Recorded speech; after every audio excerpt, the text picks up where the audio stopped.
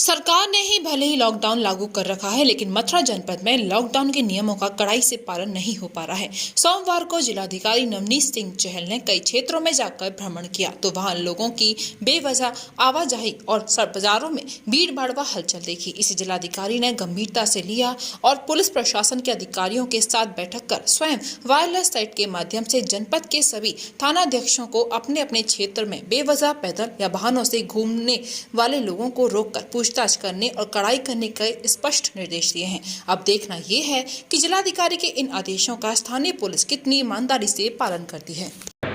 उसका अनुपालन अच्छे से कराएंगे। हमें यहाँ पर जब बाजार में गुजर रहे हैं तो फोर्स पर्याप्त मात्रा में नहीं दिख रही है, जो कि लोगों को या शॉप्स को टोका टाकी करे पूछे कहाँ पर जा रही है। ठीक है, ये इन्फॉर्मेशन प्रॉपरली सभी थानों पर, चाहे वो शहरी क्षेत्र के हो ग्रामीण क्षेत्रों के हो, सभी जगह डिसेमिनेट कर दीजिए और लगातार फीडबैक लेते रहें। मास्क के चालान कितने किए जा रहे हैं उसकी जानकारी लेते रहिए। राजेश सर, आगे नोट किया था कंप्लेंट कराया जाएगा। सैचुरेशन आ रहा था तो हम लोग वेंटिलेटर का लाइन कनेक्ट करके उसको नॉर्मल ऑक्सीजन नहीं दे पा रहे थे। इसमें क्या है, डबल लाइन सेट दिया है तो उसमें हम नॉर्मल ऑक्सीजन भी उसको लगा सकते हैं, जिसका सैचुरेशन उसका और बढ़ सके। हर तरह की सुविधाएं हैं जी सर।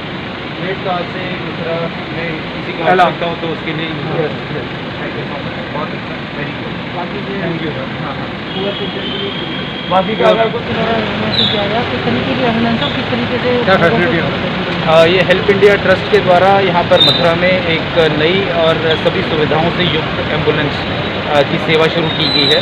और इसमें यदि कोई इस प्रकार के भी हमारे यहाँ के रोगी हैं जो पे नहीं कर सकते, जो लोअर इनकम बैकग्राउंड के हैं, उनके लिए निःशुल्क सेवा देने के लिए भी तैयार हैं।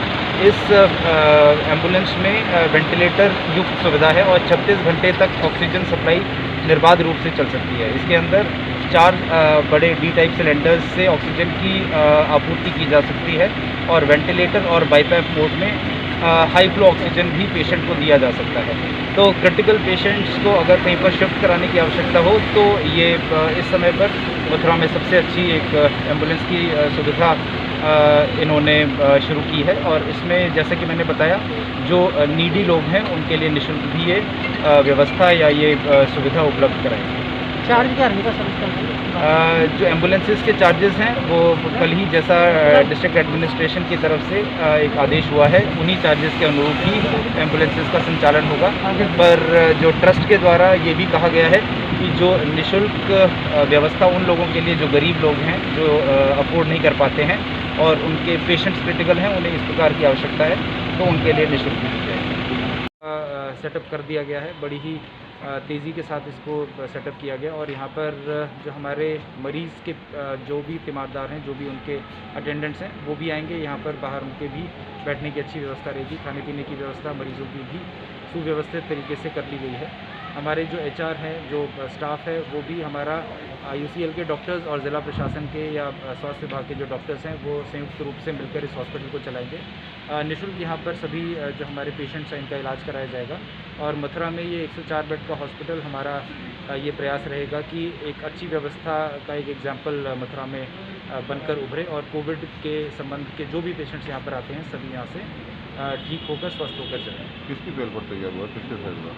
ये IOCL जो मथुरा रिफाइनरी है, इनसे रिक्वेस्ट की गई और इन्होंने कॉर्पोरेट सोशल रिस्पॉन्सिबिलिटी के माध्यम से यहाँ पर जो ऑक्सीजन पाइपलाइन सेटअप करने का काम है उसको कराया गया। इसके अतिरिक्त जो हमारे हॉस्पिटल बेड्स जो एडिशनल बढ़ाने की आवश्यकता थी वो बढ़ाए गए। कंज्यूमेबल्स जो हैं वो ज़िला प्रशासन के द्वारा दिए जा रहे हैं। तो कुल मिला के लगभग 50 लाख का जो इन्वेस्टमेंट है इस हॉस्पिटल में वो IOCL के द्वारा CSR के माध्यम से, कॉर्पोरेट सोशल रिस्पॉन्सिबिलिटी के माध्यम से किया जा रहा है। और उसी का फल है कि ये बड़ी ही जल्दी में शॉर्ट ड्यूरेशन में ये हॉस्पिटल बनकर तैयार हुआ है। अगर बात करें तो कितने दिन लगे इसको बनने में? ये लगभग 25 अप्रैल के बाद इस चीज़ के ऊपर एक काम शुरू हुआ था। एक प्रपोज़ल हमने 24 अप्रैल को IOCL रिफाइनरी को भेजा था, जिसके बाद इन्होंने त्वरित इसको अप्रूवल इस प्रपोज़ल का कराया और अप्रूवल कराने के बाद तत्काल ही इस पर काम शुरू हो गया, जिसमें जो भी कंज्यूमेबल्स या बेड्स या इक्विपमेंट्स की आवश्यकता थी वो क्रय किए गए, लाए गए और ऑक्सीजन पाइपलाइन का भी निर्माण तत्काल शुरू कर दिया गया। अगर हम बात करें तो कोरोना की जनपद में क्या स्थिति है?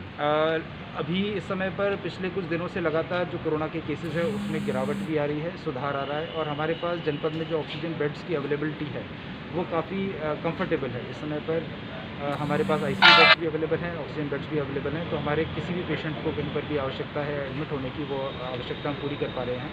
डिस्ट्रिक्ट में जो ऑक्सीजन की निर्बाध उपलब्धता वो भी बड़े कंफर्टेबली अचीव हो रही है और हमारे पास आगे काफ़ी समय के लिए ऑक्सीजन की अवेलेबिलिटी भी है।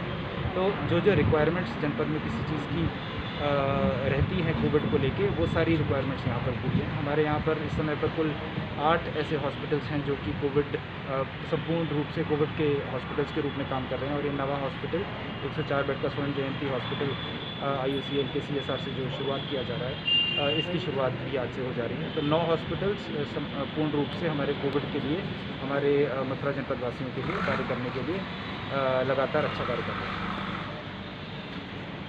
मोहनी जगदीश मल्टी स्पेशलिस्ट हॉस्पिटल विश्व स्तरीय चिकित्सा सुविधाओं के साथ ट्रॉमा सेंटर 24 घंटे आपकी सेवा में तत्पर। Mohini Jagdish multi specialist hospital Reliance petrol pump के निकट राया रोड, मथुरा।